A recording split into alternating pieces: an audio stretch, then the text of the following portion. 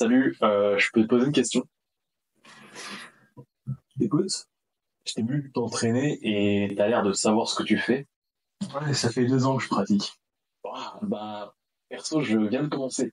Et du coup, je me demandais si t'avais pas des conseils à me donner. Ah, je vois, tu viens demander conseil à un mec bien musclé. Oh, c'est surtout que t'as l'air sérieux dans ton travail. Je vais faire comme si j'avais rien entendu. Voici donc les 10 conseils que j'aurais aimé recevoir avant de commencer la muscu. Je suis par là, hein. Pas à toi que je parle. Et à qui tu... Petite parenthèse avant de commencer la vidéo, il est actuellement 10 heures du soir, je viens de terminer le tournage. Tout ça pour m'apercevoir que 90% de la vidéo est inutilisable suite à un bug, donc je vais devoir tout recommencer. Un peu de somme, ouais, mais c'est les risques du métier, hein. Bon allez, on s'y remet. Ce que vient de faire le débutant est très bien. Ok, ça peut paraître un peu intimidant d'aller demander de l'aide à un inconnu, mais cela peut grandement faciliter votre progression. Et je t'assure que cela ne nous dérange pas du tout. Bien au contraire, on adore, on est content à chaque fois qu'on peut aider un débutant. Et puis je te rassure, on ne va absolument pas te juger. On sait ce que c'est, on est tous passés par là et on sait à quel point c'est difficile de commencer. Si tu es trop timide, sache qu'il existe des forums sur lesquels tu peux poser des questions ou alors tout simplement des vidéos YouTube comme celle-ci. Oui, mais alors c'est difficile de démêler le vrai du faux sur Internet. Oui, c'est vrai. Mais du coup, quelle différence avec la vraie vie? Donc, à moins que vous ne vouliez passer des heures, et des heures je suis gentil, à étudier le sujet, vous devrez vous contenter des conseils que vous pourrez trouver et de l'expérience que vous pourrez en tirer en mettant en pratique ces conseils. Sinon, tu peux toujours prendre un coach, mais ça va te coûter beaucoup plus cher. Ou alors, j'ai mes suivis personnalisés qui sont, ma foi, beaucoup plus abordables. Je dis ça, je dis rien. Il est impératif d'avoir une technique correcte dès le début de sa pratique. Pour cela, je recommande de prendre 1 ou 2 semaines minimum au début de votre pratique avec des poids plus légers afin de travailler et de perfectionner la forme de vos mouvements. Tu peux aussi commencer par des mouvements plus simples, les mouvements dits polyarticulaires comme les pompes, les squats ou les tractions. Si tu n'es pas déjà sportif, cela pourra t'aider à construire une base solide. Et comme mentionné juste précédemment, n'hésite pas à demander à des pratiquants plus expérimentés dans ta salle de corriger tes mouvements. Tu peux aussi te filmer et comparer tes mouvements à se présenter dans des vidéos pédagogiques. Cela devrait t'éviter un bravo pour ta motivation. Pour ceux qui ont la référence, qu'est-ce que vous faites sur cette vidéo? Vous n'êtes clairement pas des débutants. Attention, ne te précipite pas. La surcharge, c'est progressif. En surchargeant tes muscles au-delà de ce qu'ils peuvent supporter, tu risques de ralentir ta progression, voire de te blesser. Et ce n'est vraiment pas ce que l'on cherche. On a tellement de pratiquants qui arrêtent au bout de 6 mois. Et encore, 6 mois c'est pour les plus motivés. La plupart ne tiennent même pas 2 semaines. Alors, comment tenir son entraînement sur le long terme? Déjà, il faut que l'activité vous plaise. Essayez donc différentes manières de pratiquer, que ce soit en intérieur ou en extérieur, seul ou à plusieurs, que ce soit du powerlifting, du bodybuilding, de la calisthénie ou du crossfit même. Il existe tellement de manières de s'entraîner, il y en a forcément une qui vous correspond.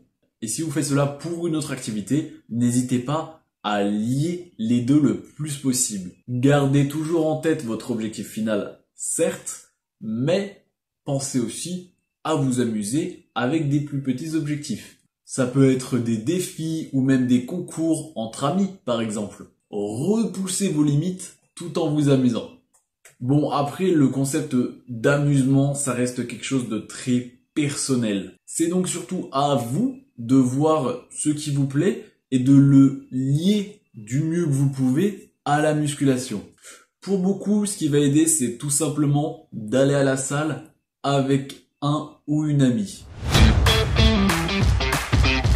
Je l'ai évoqué juste avant, il faut garder votre objectif principal en tête. Et pour cela, il faut déjà le définir. Attention, je ne parle pas de quelque chose de vague, mais bien d'un objectif clair, net et précis. Que ce soit soulever un certain poids, peser un certain poids, atteindre un niveau physique particulier, ou réussir une figure en particulier en calisthénie, chacun a son objectif.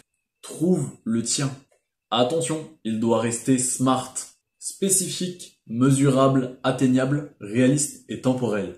Spécifique, bon, on vient de le détailler, l'objectif doit rester précis. Mesurable, ça va être un poids à soulever, des kilos à perdre ou à prendre. Atteignable, ne vise pas le physique de Sibum naturellement, hein, faut pas rêver. Réaliste, pareil, prendre 20 kilos de masse musculaire sèche en 2 mois, c'est complètement illusoire. Et temporel, en combien de temps est-ce que tu veux atteindre cet objectif? En plus, cela va t'obliger à suivre tes progrès. C'est super important parce qu'on ne se rend pas toujours compte du chemin parcouru. Prends des photos, pèse-toi sur la balance, bref, garde une trace de tes progrès. Dernière chose, un objectif, ça peut évoluer. Que ce soit parce que tu l'as dépassé, ce que je te souhaite, ou parce que tu t'intéresses à d'autres choses, ne t'enferme pas dans un seul objectif. Autorise-toi à découvrir toutes les possibilités dont ton corps est capable. Varier tes entraînements est essentiel, surtout au début, car cela te permettra de découvrir ce que tu préfères faire. D'une séance à l'autre, tu peux par exemple changer d'exercice. Passe du développé couché aux pompes, des tractions au tirage vertical. Mais essaie d'abord ce qui te plaît. En tant que débutant, explore différentes méthodes d'entraînement. Que ce soit la musculation classique, le HIIT ou encore la calisthénie. Essaie ce qui correspond le plus à tes objectifs, mais surtout ce qui te motive. Et même si tu es plus expérimenté, varier tes entraînements va t'aider à améliorer tes techniques et enrichir ta pratique. N'hésite pas par exemple à changer de milieu.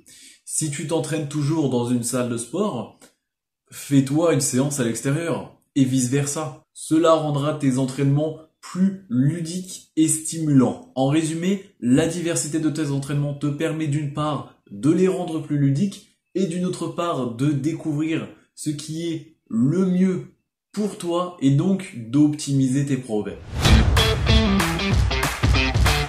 Attention, écouter son corps, ça ne veut pas dire céder à la flemme. Il est essentiel de trouver un juste milieu, un équilibre. S'entraîner avec trop de fatigue ou forcer sur une zone déjà douloureuse, c'est la recette parfaite pour se blesser. Rappelle-toi, une blessure, c'est une longue période d'inactivité. Et une longue période d'inactivité, c'est un recul dans tes progrès. Et ce, sans même parler des impacts sur le long terme. Voici donc quelques points à garder en tête. 1. Le sommeil. Il faut viser 6 à 8 heures de sommeil par nuit. Un bon sommeil est crucial pour ta récupération musculaire et ta performance. 2. Le repos. Accordez-vous au minimum un jour de repos par semaine. C'est vital pour permettre à ton corps de se réparer et de se renforcer. 3e point, apprends à reconnaître les signes de fatigue excessive. Si tu te sens épuisé, il est peut-être préférable de faire une séance moins intense, voire de prendre un jour de repos supplémentaire. 4e point, ne néglige pas les douleurs persistantes. Si une douleur s'aggrave, va voir un professionnel. Ignorer les signes d'alarme peut conduire à des blessures sérieuses. 5e point, trop sous-coté, les étirements et les échauffements. On s'échauffe pendant quelques minutes au début de chaque séance et on s'étire 1 heure après chaque séance également. Et 6e point, l'hydratation. Assure-toi de bien boire avant, pendant et après ta séance. Cela va sans dire, la déshydratation peut affecter tes performances et ta récup. Si tu respectes tous ces principes, tu maximises tes chances de progresser sans blessure et donc d'atteindre tes objectifs sur le long terme. C'est un excellent moyen de suivre tes progrès. Voici quelques éléments que tu pourrais inclure dans un journal d'entraînement. Déjà, le suivi de tes performances. les poids soulevés, le nombre de répétitions, le nombre de séries. Cela te permettra de visualiser tes progrès au fil du temps. N'hésite pas à faire des schémas aussi. En parlant de schémas, tu peux aussi repérer les schémas répétitifs. C'est-à-dire que si tu as tendance à avoir de moins bonnes performances à certaines heures ou sur certains jours, eh bien évite de t'entraîner sur ces plages horaires. Par exemple, personnellement, je ne suis pas du matin. Il est donc rarissime de me voir m'entraîner avant midi. De plus, si certaines séances te fatiguent plus que d'autres, eh bien tu peux mettre tes jours de repos juste après ces séances-là. Avec un journal d'entraînement, qu'il soit papier ou numérique, tu gardes un œil sur tes objectifs et tu vérifies constamment que tu t'en rapproches. Cette obligation de noter ton ressenti et tes réflexions après chaque séance va te motiver à ne pas en louper. En plus, relire ces anciens écrits, c'est super motivant. Quand tu prends conscience du chemin parcouru, ça t'encourage vraiment à ne rien lâcher.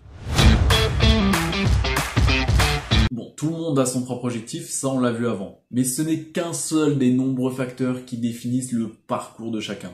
Beaucoup d'autres éléments rentrent en jeu, comme la génétique, l'expérience, le temps consacré à l'entraînement. C'est pourquoi il ne faut jamais se comparer aux autres. Tu n'en tireras rien de positif. C'est pas parce que Jean-Pierre à côté de toi curl 20 kilos par bras qu'il faut en faire autant. Reste bien avec ton poids à toi, surtout en tant que débutant. L'ego lifting va au mieux ralentir ta progression, au pire te blesser. Blue time.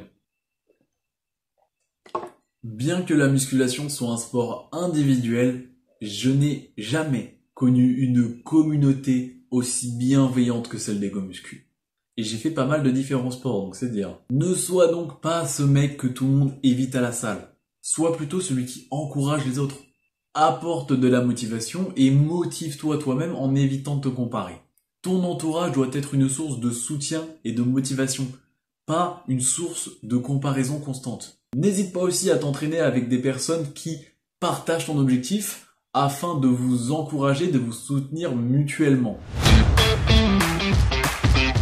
La diète joue un rôle clé dans tes progrès. Faire de la musculation sans une alimentation adaptée, c'est comme essayer de faire avancer une barque en utilisant uniquement tes mains. Ça va 2 fois moins vite. Alors tu saisis ces pagaies et tu rames vers ton objectif. Un petit rappel qui ne fait jamais de mal. N'oublie pas de bien t'hydrater. L'eau est essentielle pour le bon fonctionnement de ton corps. Surtout quand tu t'entraînes. Bon, je vais pas développer beaucoup plus le sujet, puisque si tu veux en savoir plus sur la nutrition, eh bien je t'invite directement à regarder ma vidéo sur le sujet. J'y détaille tout ce qu'il faut savoir pour construire une diète qui tient sur le long terme. Bon après, pour un max de conseils et de motivation, le mieux à faire, ça reste quand même de t'abonner. Alors moi je suis là pour t'accompagner dans ta progression. Non, plus sérieusement, il est aussi super important de bien s'entourer. Au moins de gens qui respectent ton engagement, voire de gens qui te soutiennent dans ton activité. Et puis, si tu peux trouver quelques gym bros pour aller à la salle avec toi, c'est encore mieux. Sache que chaque personne abonnée à cette chaîne fait partie de la communauté. Alors ensemble, on va se motiver mutuellement pour atteindre nos objectifs. Je t'invite donc dès maintenant à rejoindre l'aventure et pourquoi pas à laisser un petit commentaire motivant pour toutes les personnes qui passeront sur cette vidéo après toi. J'espère sincèrement que ces conseils te seront utiles dans ta pratique. N'hésite pas à les partager avec quelqu'un qui en aurait besoin. Évidemment, si cette vidéo t'a plu, je t'invite à la liker. Je te souhaite plein de courage pour la suite et je vous dis à dimanche prochain, 14 h sur Mentard.